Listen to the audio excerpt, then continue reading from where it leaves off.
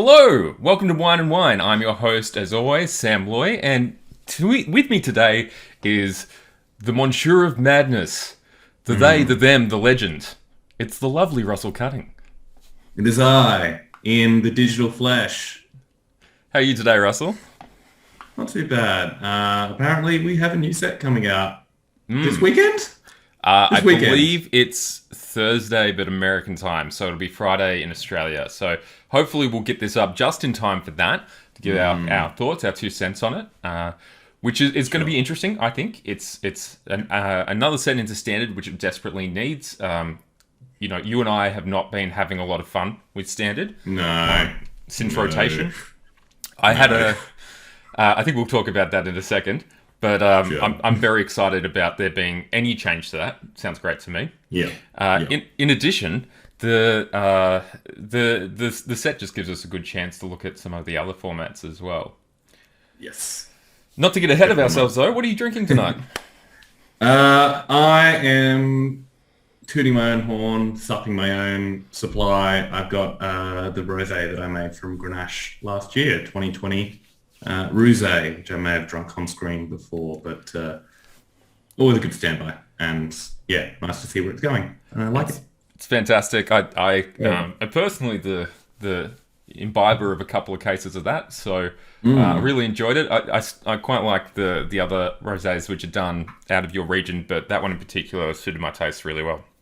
Yeah, I was happy with it. What are you on, my friend? I just have a King Valley Sangiovese, which is just a clean skin I got from the local bottle shop. Always good to have a good recommendation for the clean skins. I was told where it actually is from, but I cannot remember, so I probably shouldn't say anyway. You pretty much can't go wrong with like King Valley and Sanjo in Australia. Like, it's just soft and fruit forward. Does the job. Pretty yummy, I imagine. Yeah, it's quite nice. I quite like it. It's it's a certain vibe, but it's one I'm into. So, So why don't we have a little bit of a chat about just the overall formats we're going to be looking at today. I have a little slide here for that. So, just to introduce everyone to this, we're sort of codifying what we'd like to talk about on this podcast. Obviously, we're going to talk a bit about Standard. It's a format that Russell and I both like when it's good, but often are displeased with, which, the nature of it is often just going to be the case. I like Historic quite a bit, and Russell's played quite a bit of it with me in between sessions that we've had recording for the podcast. So in between the last set and this, we played what was it called again? The MTGA... Arena Open. And we both practiced with the same deck. I went a bit deeper than you, but we had a great time doing it, so that was nice. Both day two, both day two, and both were live for cash for most of it. You got a little unlucky, and I got a little lucky, so it worked out really well. So we're playing a bit of that. So it'll be interesting to see what our thoughts are when we compare notes on that, because it's a format we've played together quite a bit, which is cool. The third format is Modern. Modern is a format that I think I play a little bit more than you, Russell. Is that the case? Yeah, I keep abreast of it and I listen to a lot of it, but Adelaide doesn't really have much of a modern competitive scene, so there's not that many tournaments to practice, but it's certainly a format that I have really focused on the past and enjoy it, and definitely keep up to date with and enjoy when there are opportunities to play it. So. Yeah, absolutely. Yeah, it's a format that I've come back to after a long time away from. I'm really enjoying it at the moment, but there's still not that many chances to play it. In Melbourne, we're still waiting for a couple of stores to open, so there'll be really decent. We've still got venue caps here from the lockdown, so hopefully soon we'll be able to get into paper events, because it's not really an online format so much. I mean, you can do it through Magic Online, but it's very expensive, so people tend not to. Very expensive, yeah. Last what's good. Yeah, absolutely. It's not really. You could say it's not really supported. I think that'd be accurate. No. And the last one we have is 7 Point Highlander, Australian format. You can find the point list and how the format exactly works at 7pointhighlander.com.au. Fantastic format, heaps of fun. I'm buying more and more stuff into it at the moment. You've been doing that over the last few years as well. It's a format you're more of an expert on than I am. But I'm convinced when paper events start up again, I'm just going to crush everyone. So It's an obscenely good format. I've got my little box where everything is already double sleeved in singleton, just all ready to lay out. We have at least a monthly, if not, bi-monthly events, and I always go to them and always enjoy it. So yeah, love talking about that format. So there may be a few inclusions in this list where it may stick out to some, but it has implications in one of these ones. But yeah, these are the 4 formats constructed wise that I like. Pioneer, kind of there, kind of not, but it's not something that until I think it becomes properly supported again, I'm going to dedicate any of my time to. Yep. Historic, obviously, I love as like a backup when I'm not quite feeling standard. Are we going to discuss standard here or a little bit later on in terms of where we think the formats are? I'll just touch on Pioneer. I don't think we expected to care about Historic more than we care about Pioneer. When they were both announced as formats, neither of us expected that at all. We thought Historic would be the garbage secondary format. It's actually really fun, and their ability to print cards straight into it actually really matters. And since we last spoke, they did change the format. Like some of the cards which were printed directly into it through the Jumpstart Historic Horizons set have been changed now. And then some of the other ones, like Memory Lapse from Strixhaven. What was the Strixhaven ancillary thing? Mythical Archives. Mythical Archives. Mystical Archives. Mystical Archives? That makes sense. Memory Lapse was, because it's one of the most garbage cards to play against of all time, was removed from the format. So that's changed a little bit there. But yeah. Suspended. It's gone. It's gone. That's not being unsuspended. It's not fun. As much as I like playing counter spells, it's not a fun one. So yeah, let's talk a little bit about Standard and the state of Standard. So do you want to start us off there? So, there was a rotation. There was a bit of a breath of fresh air to begin with. A lot of people were very excited, but the meta game, particularly with Arena, is getting solved a lot faster. And with it rotating, we ended up in a very small set, which means there are less cards to playtest, so the format gets solved faster. And also there are less cards to then aid in churn. So it kind of has quickly devolved into 3.5 deck format for the most part. I kind of lump the 2 blue-red decks as 1.5 decks, as well as I think mono-white, mono-green are the 2 front runners. And more so, there is just this end game that a lot of people are really complaining about, of course, around a Time Warp effect, and then that has been buffed by this galvanic iteration, which essentially forks it and enables an extremely powerful end game, which some decks choose to ramp straight into that and go full hog. The other half, the blue-red dragons, often will have that effect in there, but not going as intense on it. But so we seriously got 2 blue-red decks. One is complete combo control, and one is combo control with a side of mid-range. And then we got the other decks. Now, I don't think we've heard. I'm sure you've heard complaints like I have about this format. I don't think anyone's complaining about the aggro decks. It's just those decks that are sort of dominant and not that fun to play against. My take on it, and we were almost going to do a video on this, but I think it's horrendous. I think it's one of the worst standards I've ever played, and I think it's something that I'm not really blaming the designers for this, because I don't think it's definitely not intentional. And there's a lot of really good ideas and a lot of good mechanics that you can use from the sets that we hadn't been able to use, and that those mechanics are live now, and it's really cool and all the rest of it. And just the way that the format's panned out is really bad. So I'm not advocating a ban or anything. A lot of people go to ban pretty quickly. No. I had a hot take halfway through this the format when we were playing it, that what they actually needed to do to fix it was to release the other 5 dual lands so that you could play non-blue-red decks and get the same power level. The issue with the blue-red decks is the mana is awful for every color. Even if you're monocolor, you still can't play all the creature lands. Like, pretty bad, it's horrendous. It's horrendous to the extent that you can play 4 Faceless Haven, all snow lands, but then you still can't play 4 Den of the Bugbear in your mono red deck. 2? Yeah, like 2 is sort of the limit. And it's incredible that you just wouldn't be able to do that, because curving out is so important. Yeah. And, it's sort of like, okay, do you 1, do you 2, do you 3, do you 4? Were you the person who didn't do that? Okay, you lose. You're done.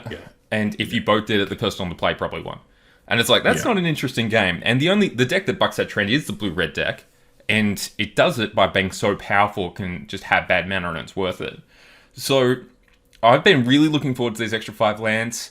I suspect, I mean, this is my hope, and it is a hopeful sort of thing to say. I think that this might fix it, having the extra 5 lands, so it'll unlock a lot of color combinations which are currently, not available, and particularly having access to disruptions for Nexus of... Did I say Nexus? I was about to say Nexus of Fate. Elrond's Epiphany. Yeah, Elrond's Epiphany. There are some parallels there. Yeah, well, no, I love Nexus of Fate. I thought it was the best. Okay. That deck was so hard to play. This deck is not hard to play at all. I'm not interested in it personally. But anyway, just being able to disrupt that deck with other mid-range decks and sort of take away that being the ultimate endgame, because it's actually not super, super powerful if it's not consistent. No. If it's consistent and you're taking a lot of turns all the time and you can do it, then it's really good. But like if you're not that confident in it, then it gets a lot weaker. So my hope is that we're getting to that point that maybe we'll start seeing some, I don't know, rug aggro decks which have large creatures with haste, and then maybe some negates or some counter spells of some description in there, or maybe some more true control decks, something like that. And hopefully we're in a better spot.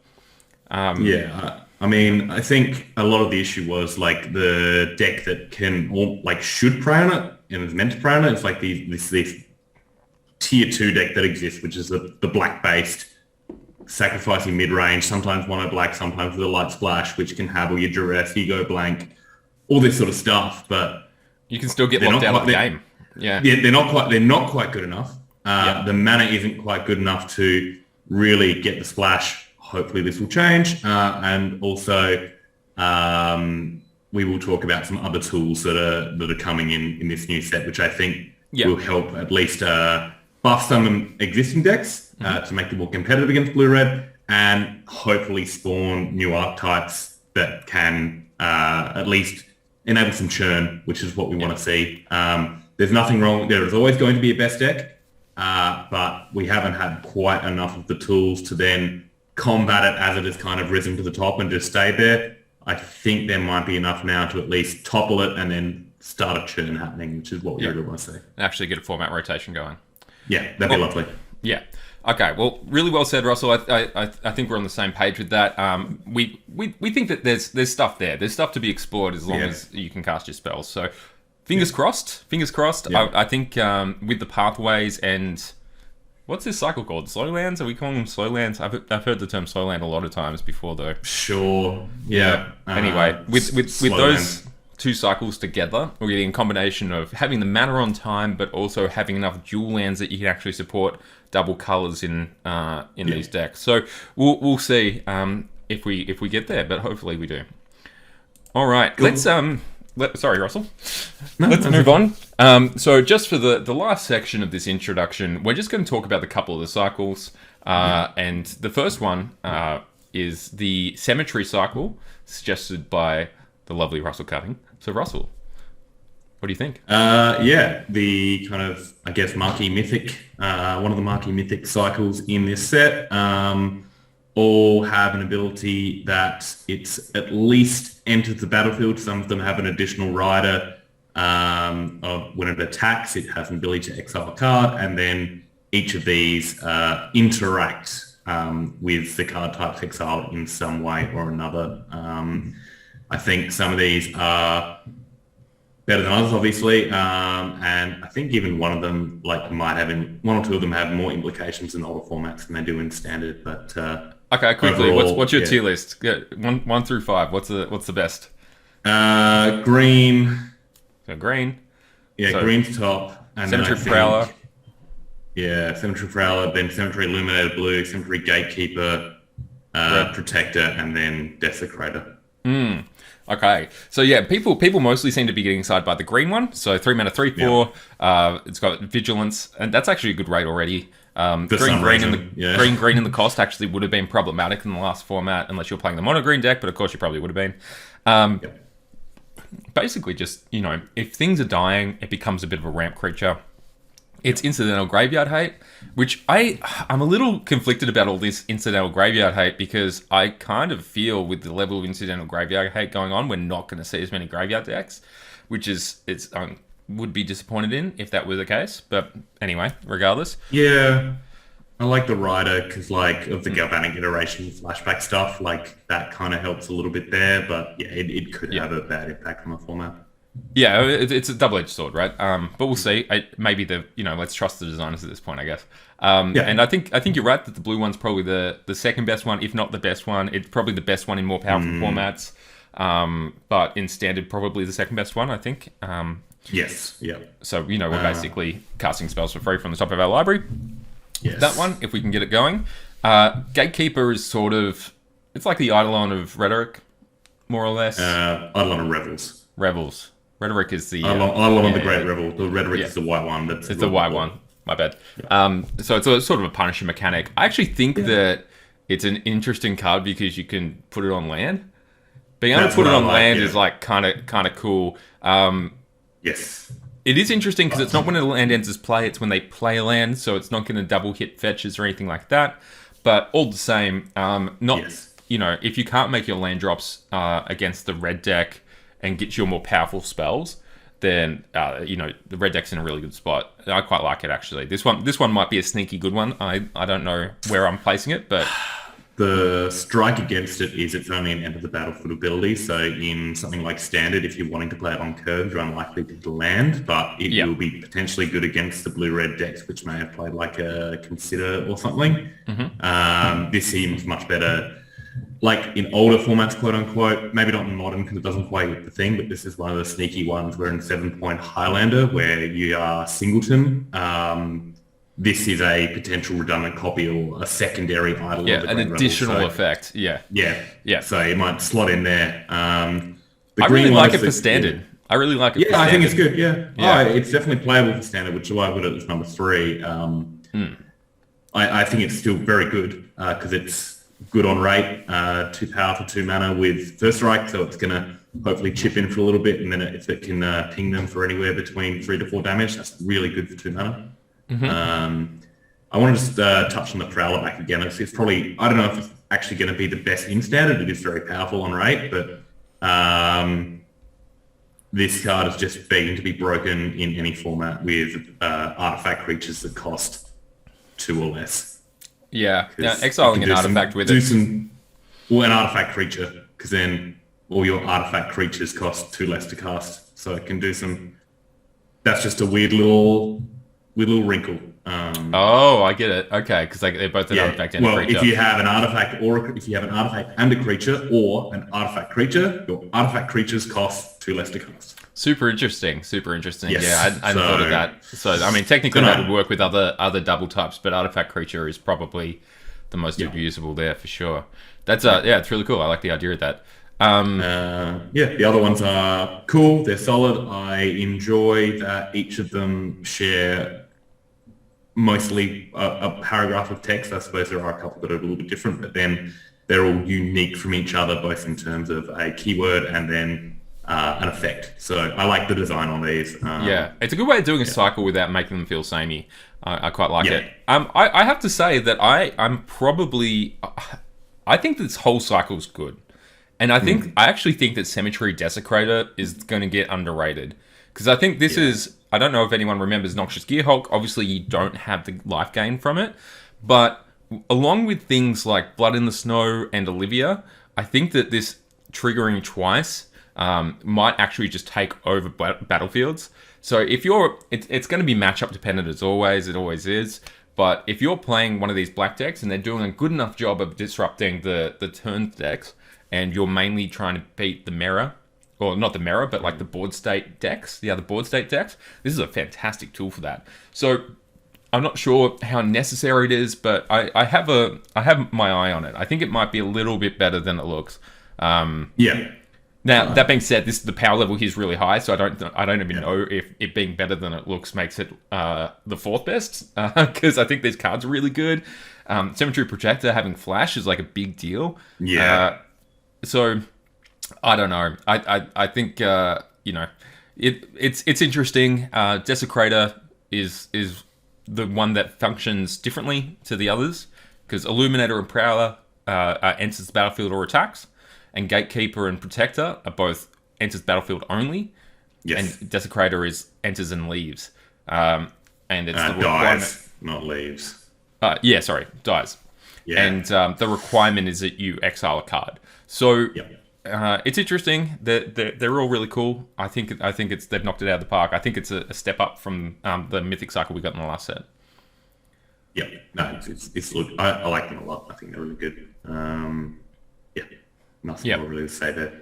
Yeah, I'm going to be most excited about Cemetery Protector, I think. I suspect that if I can play this in a flash deck and then just play a bunch of instants, like exile an instant with it, and then just have my hero Precinct 1 where my tribal card is casting instants, that sounds like something I like doing. So I might give that a go, but then again, the other stuff's just really good, so it may not be one of the best ones, but hey, who cares? It's my wheelhouse, like Restoration Angel stapled onto a hero of Precinct 1. It's like, yeah. It's doing good stuff. Like doing it. Good stuff. Yeah, it's good fun.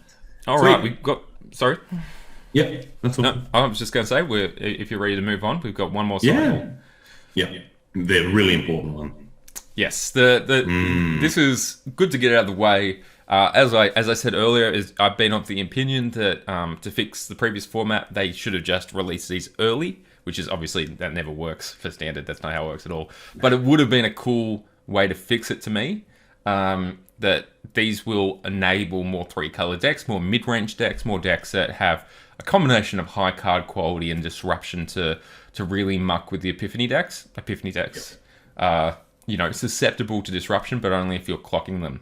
And getting out of the way of their various board sweepers and not having to commit your whole hand when you can't get under them anyway is a big problem. So this is sort of where I'm most excited. Although that being said, once we started seeing the set, there's other things to be excited by as well. Rather than just these, but just from a balance perspective for Standard, this is super important.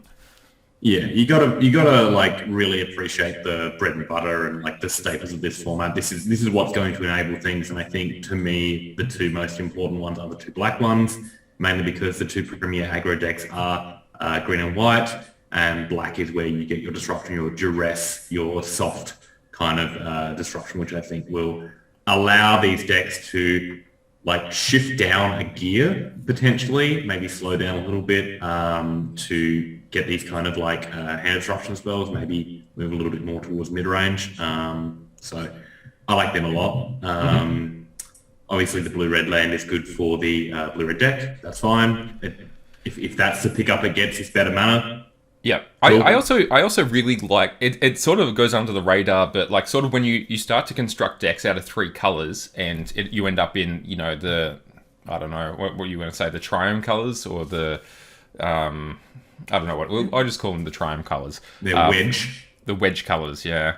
That if you're a green-red deck, you need access to one more color for disruption, and it's quite possible that if you're a green-red deck, you want that color to be blue. So if you're a green-red, let's say you're a wolves deck, you're a werewolf/wolves deck, you already have a blue werewolf, which is quite good, and then you also have access to card draw quite easily in that deck with I can't remember the name of the 3-mana legend, but also the squirrel. Tovola? Tovola, yeah. Tovola, one of the other, yeah. Tovola and Toski. He's very good. Yeah, yeah, so you've already got access to those. So if you can stop them comboing out, and that's your only requirement for your disruption, then you're in a good spot. And because that's not a deck that necessarily wants to curve out super hard, I'm starting to think that what it really just needed was good mana base. But who knows? We'll have to see when we get to start brewing in a couple of days. And I'm just really excited by it. I think it unlocks just so much, and like particularly when you are looking at like blue as a splash color, you don't often want to be curving your 1/2, and then from turn 3 or 4 onwards, that's when you probably want access to your disdainful stroke plus a 2-drop or something. So these also come in at the perfect time. It's good. I am very glad to have these. I think they're beautifully designed lands. Obviously a little bit less powerful, quote unquote, than the fast lands, maybe. I don't even know. I think maybe for Standard they might be better. Or at least on par, because the game tends to be more important from turn 3 onwards rather than turn 1 to 3. So. Yeah, your cards are more powerful. Cool. Yeah. All right. So that's it for our introduction. We will see you guys back And cycles. and cycles as well. And we'll see you guys back in white. See you then.